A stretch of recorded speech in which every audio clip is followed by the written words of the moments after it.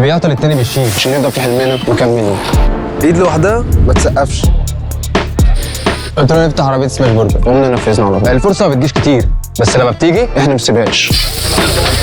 انا وطاهر اشتغلنا كتير في مطاعم، فجات لنا الفكره ان احنا نفتح حاجه بزنس لينا. نفسي حاجه افتح شبه كده برضه. قاعدين على القهوه قلنا يلا بينا نفتح عربيه سماش برجر.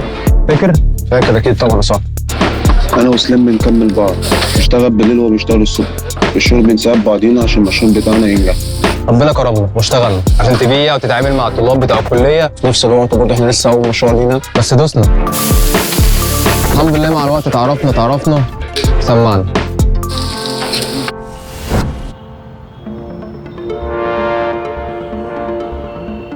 اول ما العجله دارت بوم، رحنا المكان لقينا العربيه اتشالت. تبدا تدور تاني تتشال. كانت الدنيا كل ما تضحك لنا تقلب وشها تاني. قعدت كتير قوي متاخده واحنا ساعتها قعدنا على القهوه مش عارفين نعمل ايه. فكرت وقلت طب لو المره دي ما ظبطتش يبقى كل اللي عملناه ده طار.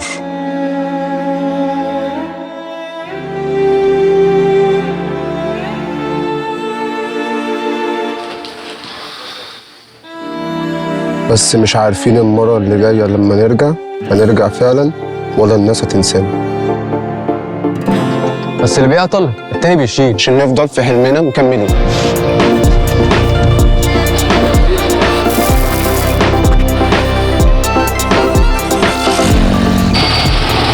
كنا في يوم واحنا قاعدين هنا اتنين داخلين علينا بيعرضوا علينا فكره مشروع ان هم يحولوا من عربيه لمطعم، هيساعدونا في الايجار وهيساعدونا في التشطيب، وطلعوا ان هم في الاخر من شركه طلبات.